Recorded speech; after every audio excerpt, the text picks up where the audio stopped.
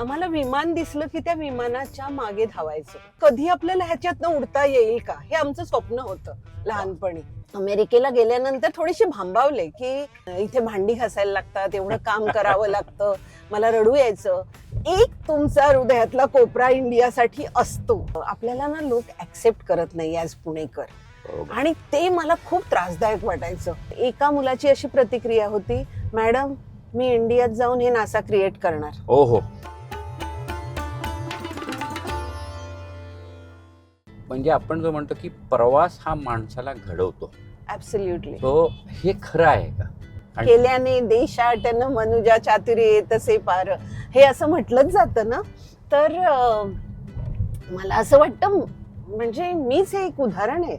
मी गावात, घरात जन्म झालाय माझा. म्हणजे मी हॉस्पिटलमध्ये जन्मलेली नाहीये, मी गावात होते, घरात माझा जन्म झालाय. अशा एका गावातून आलेली मुलगी अख्खं जग बघून तुमच्या समोर आज बसली आहे.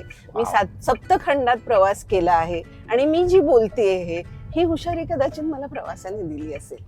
आणि मी 38व्या वर्षी माझी पहिली टूर केली, ती पण एकदम अमेरिकेची. त्यावेळी पण मला असं वाटलं हे जमेल की नाही मला, पण मी अमेरिकेत राहिलेली असल्यामुळे आणि संस्कार तसे झालेत की कशाला घाबरायचं नाही, हमें ना बोलणे की आदत नाही.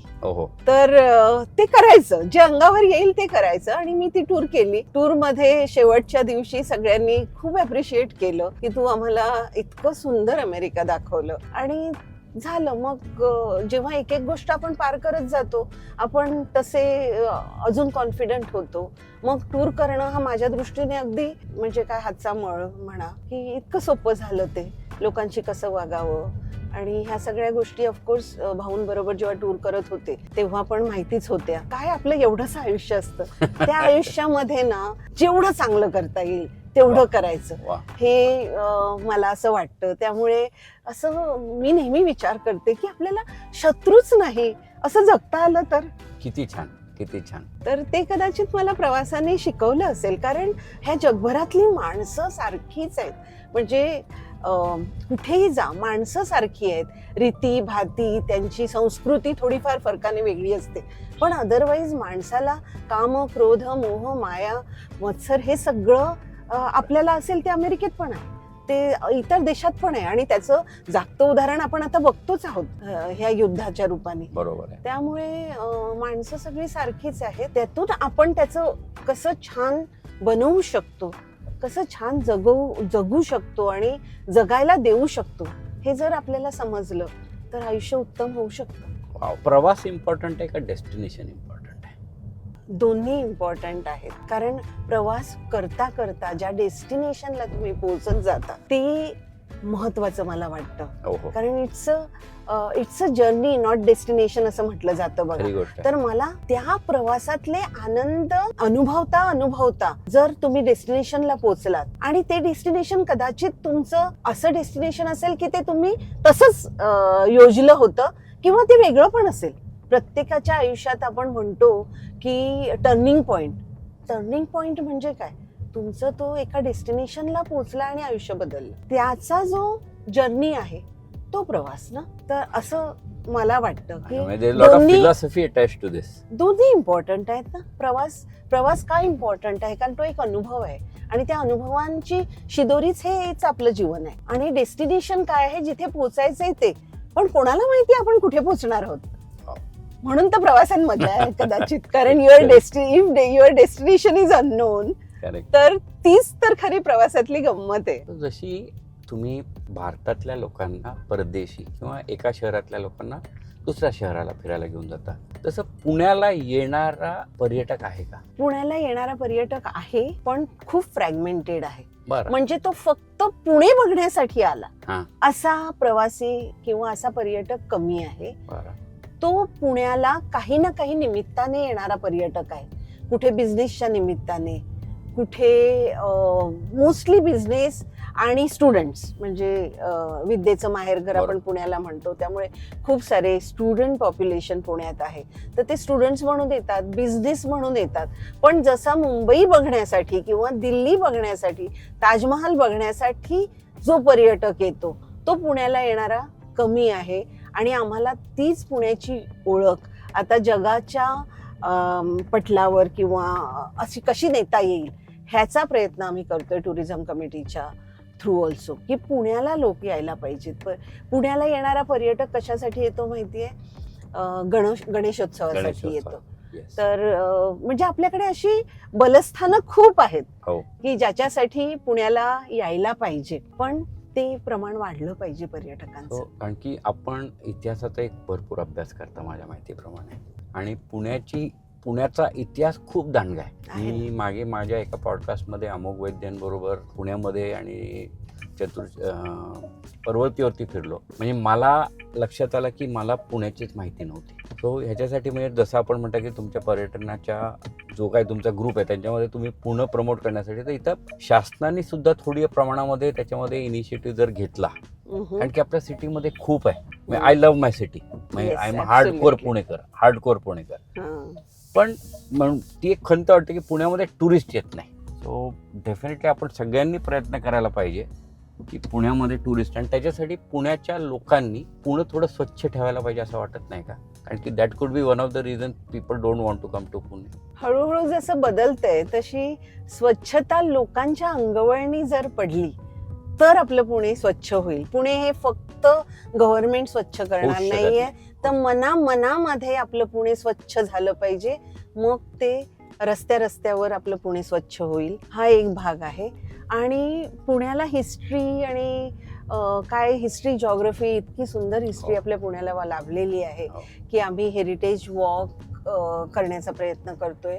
त्याच्यानंतर अजून पुण्यामध्ये आम्ही काय केलं की ती पुणेरी बस आहे ना जी सगळी घेऊन जाते पुणे दर्शन, तर ते म्हटलं पुणे दर्शन आपल्याला जसं आपण फॉरेनमध्ये जातो आणि इतकं सुंदर ते त्यांचं प्रमोशन सुरू असतं त्या देशामध्ये, तसं आपल्याला पुणे दर्शन करता आलं पाहिजे. आणि मी खरोखर आम्ही काही लोक मंडळींनी ती पुणे दर्शनची बस घेतली आणि I was so proud of Pune.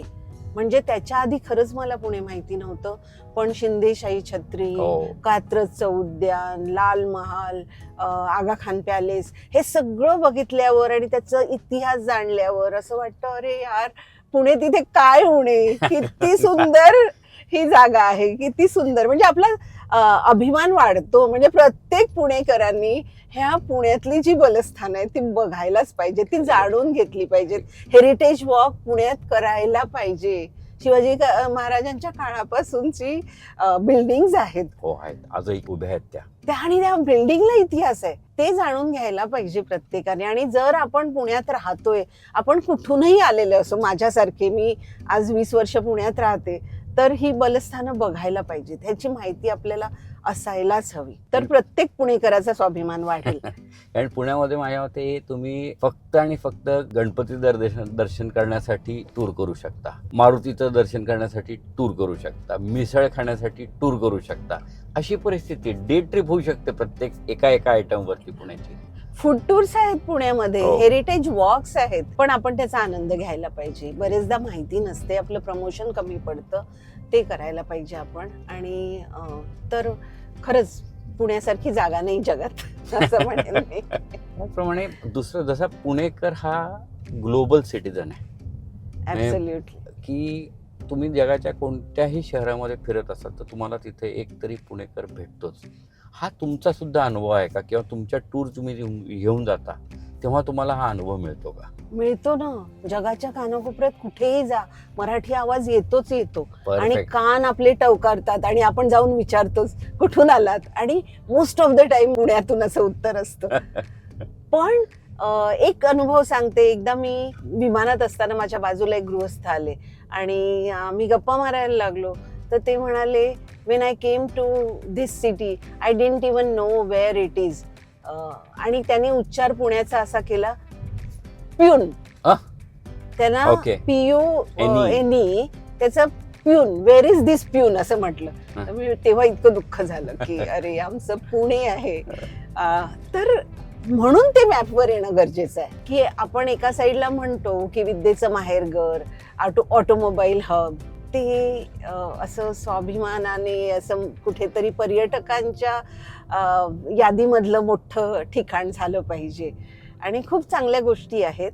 कुठेतरी आपलं प्रमोशन, कुठेतरी आपलं इन्फ्रास्ट्रक्चर कमी पडतंय आणि ते जर आपण बदललं ना तर खरंच छान होईल.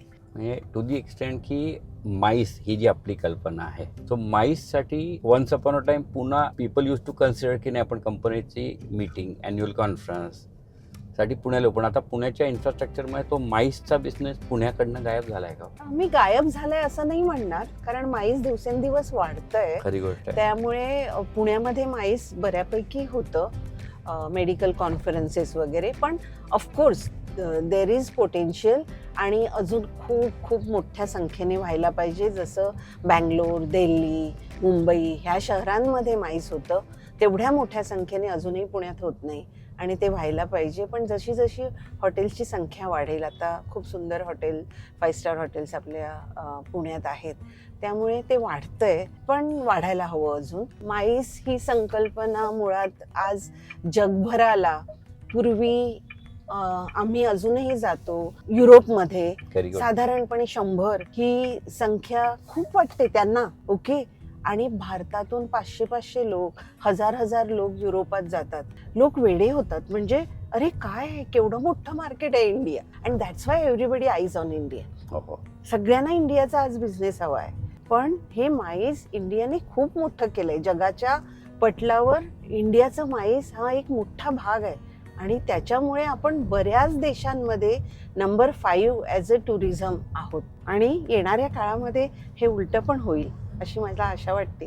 कारण की आपल्याकडे टुरिस्ट येणं आवश्यक आहे. आपल्याकडे टुरिस्ट यायला पाहिजेत आणि येतील. आणि आपण एक खूप छान कल्पना चालू केली, ती इम्प्लिमेंट केली, ती म्हणजे माय फेअर लेडी. सो त्याच्या मागची कल्पना काय होती? अशीच मी अमेरिकेतनं आले होते आणि आम्ही सगळ्या जणी घरात बसलो होतो, गप्पा मारत होतो, चहा पित होतो सकाळचा.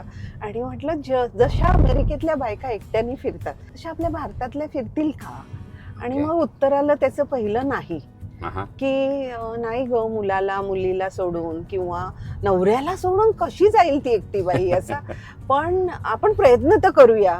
आणि एक लेख आला पेपरमध्ये आणि दुसऱ्या दिवशी 50 बायकांचं बुकिंग झालं. आणि मग म्हटलं अरे ह्याच्यासाठीच थांबल्या होत्या बायका, की they wanted it so much. आणि अशी 320 लोकांची आम्ही सहल घेऊन गेलो. आणि आत्ता 2 आठवड्यांपूर्वी आम्ही 220 बायकांना घेऊन क्रूजवर गेलो होतो. 220 बायका क्रूजवरती एकत्र. म्हणजे क्रूजचे स्टाफ जे होते त्यांनी उड्या बिड्या नाही मारल्या ना? त्यांनी पण मारले असतील आमच्या बरोबर, कारण आम्हीच एवढ्या उड्या मारल्या तिकडे. डान्स, मस्ती, धम्माल. आणि ज्यावेळी आदेश बांदेकरनी विचारलं आता उद्याच निघायचं ना, अगदी एका सुरात सगळ्या म्हणाल्या नाही. म्हणजे ही नशा आहे की. आणि आम्हाला जाणवलं की माय फेअर लेडी ही फक्त संकल्पना नाहीये, हा एक विचार आहे. आणि ह्याने बऱ्याच बायकांचं जीवन बदललं. त्यांना सहली करता आल्या, जगाचा आनंद घेता आला. कित्येक माय फेअर लेडीजनी जग केसरी सोबत बघितलं. त्यामुळे महिलांनी ती करते तर मी का नाही करू शकत. त्यांची confidence level was at different level एका टूरमुळे. आणि आम्हालाही आनंद आहे की आम्ही हे करू शकलो. बहिणी अनेक वर्षांनी अशा मस्त पर्यांसारख्या फिरतायत. विहिणी जावा. आत्ताच एका महिलेने तिचा अनुभव दिला की आमच्या भावांनी आम्हाला सगळ्यांना स्पॉन्सर केलंय. आई 4 पिढ्या होत्या, 4 पिढ्या एकत्र त्या टूरवर होत्या आणि सगळ्यांचे पैसे त्यांच्या मुलाने भरले होते. आणि बहिणींच्या भावाने, म्हणजे त्याच्यात बायको होती, बहीण होती, आई होती आणि मुली होत्या अशा. आणि ह्या सगळ्या त्या 220 लोकांच्या ग्रुप मधला पार्ट होता का त्यांची वेगळी टूर? नाही 220 मधल्या पार्ट होता. त्याच्यानंतर आम्ही अशीच 250 बायकांना घेऊन मंगळागौर, माय फेअर लेडीची मंगळागौर थायलंड मध्ये साजरी केली. बापरे. बाई पण भारी देवा पिक्चरचा संच त्या. आणि आम्ही सगळ्या बायका आम्ही तिकडे मंगळागौर खेळलो. रेकॉर्डच होता तो. म्हणजे ते थायलंडची लोक वेडी झाली असतील असला काहीतरी बघून. पेपर मध्ये आली होती न्यूज थायलंडच्या. हो. ग्रेट. पण हे जे तुमचं थिंक टँक आहे की कारण प्रत्येक कन्सेप्टला बॅकएंडला काहीतरी एक ऍक्टिव्हिटी होत असते की ज्याच्यातनं हे सगळं निघतं. तर हा जो थिंक टँक आहे तो तुमचा किती मोठा आहे आणि त्याच्यामध्ये तुम्ही किती फ्रीडम देता तुमच्या लोकांना? आमच्या लोकांना भरपूर फ्रीडम आहे. म्हणजे कंपनीतले लोक कंपनीतच मोठे झालेले आहेत. हो. त्यामुळे कंपनीची फिलॉसॉफी, कंपनीचं कल्चर, कंपनीची संस्कृती सगळं त्यांना माहिती आहे. त्यामुळे असेल कदाचित. पण काय जसा राजा तशी प्रजा. तुम्हाला काही ना काही आयडियाज लढवाव्या लागतात. बिझनेसमध्ये इनोव्हेशन आणावं लागतं. This is one of the innovation. त्या काळात बायका पर्यटनासाठी एकट्या फिरत नव्हत्या. त्या काळात ही संकल्पना राबवली गेली आणि आता ही ॲब्सोल्युटली चळवळीसारखं बायका प्रचंड मोठ्या संख्येने बाहेर पडत आहेत आज. माय फेअर लेडी कधी चालू झालं? 2006 2006 साली. पासून. वाव. खूप वर्षात म्हणजे असं खळखळून हसलो नाही आहोत किंवा अशी काहीतरी धम्माल त्यांना द्यायची. या कन्सेप्ट मधून ती सेकंड इनिंग सुरू झाली. वडापाव स्वित्झर्लंडला मिळतो हा जो आनंद आहे ना हा अवर्णनीय आहे. मग तुमची फेवरेट पुणेरी पार्टी कोणती जी तुमच्या लक्षात राहते? नाही अरे हे फक्त पुण्यातच होऊ शकतं. मी तुम्हाला एकदा एका बिल्डिंग मध्ये गेले होते. तिकडे असं लिहिलं होतं, ज्योतिषी वरती राहतात, उगाचच आमची बेल वाजवून त्रास देऊ नका. किंवा रिक्षावाल्यावर पार्टी होती की काहीतरी फालतू चाळे करू नका, मला आरशात दिसतं. आणि पुणेकर म्हटलं की खाण्यामध्ये इंटरेस्ट असलेला माणूस. तर तुम्ही पण फूडी आहात का? मी फूडी आहे का? त्यापेक्षा मला चांगलं फूड बनवून खाऊ घालायला आवडतं. वा. एक नवदाम्पत्य होतं की लग्नानंतर फिरायला तुमच्या बरोबर गेलं आणि त्यांनी काहीतरी संकल्पना केली होती की बाबा हे झाल्यानंतर, हा माइलस्टोन झाल्यानंतर पण आम्ही परत केसरीवर फिरायला जाणार. हे काय म्हणजे हाऊ डिड दिस हॅपन? म्हणजे काय झालं? म्हणजे आज केसरी बरोबर 3री किंवा 4थी पर्यटकांची पिढी फिरते आणि ते आम्हाला स्टोरी सांगतात, आमचे आजी आजोबा तुमच्यासोबत गेले होते. तर एका महिलेने मला सांगितलं की अगं झेलम, ह्या वर्षी मी बुक केली बरं का टूर. तुमच्याबरोबर जेव्हा हनीमूनला काश्मीरला गेलो होतो तेव्हा ठरवलं होतं की 25व्या अॅनिव्हर्सरीला मी स्वित्झर्लंडला जाणार आणि आज स्वित्झर्लंडची टूर बुक केली. आमची 25वी अॅनिव्हर्सरी आहे. वाव. ह्याच्यापेक्षा काय म्हणजे किती भरून आलं असेल मला त्यावेळी. किंवा एक छोटीशी मुलगी 7 वर्षाची, आई वडील मला म्हणाले हिला एकटीला पाठवतोय. 7 वर्षाच्या मुलीला? 7 वर्षाच्या मुलीला त्यांनी एकटीला युरोपला पाठवलं होतं. म्हणजे हा त्यांच्या कदाचित शिक्षणाचा भाग असेल, पण मला अभिमान वाटला कारण किती ट्रस्ट असावा आई वडिलांचा. आणि ती मुलगी जाऊन टूर करून आली. Sow a thought it will reap an action. Okay. Sow an action it will reap a habit. Sow a habit it will reap a character. Wow. And sow a character it will change your destiny. Great. हे खरे गांधीजींचे विचार म्हणून पुस्तकात आले, पण माझ्यापर्यंत ते रॉबिन शर्माने पोचवले. आणि ह्या वाक्याचं म्हणजे मला अशी फिलॉसॉफीच वाटते आणि त्याच्या मी इतकी प्रेमात पडले की मी म्हटलं आपण असं जीवन जगायचं. Thank you very much ma'am. की Thank you मला so much. लक्षातही नाही तुम्ही आलं मला की मॅम म्हणू नका. मला लक्षातही नाही आलं की मी जवळजवळ तास 1.5 तास आपल्याशी गप्पा मारत पुण्यामध्ये गाडी चालवतोय. मला लक्षातही नाही आलं. Thank you very much for your time. Thank आणि you for I am sure inviting me. Our viewers will love this. Thanks.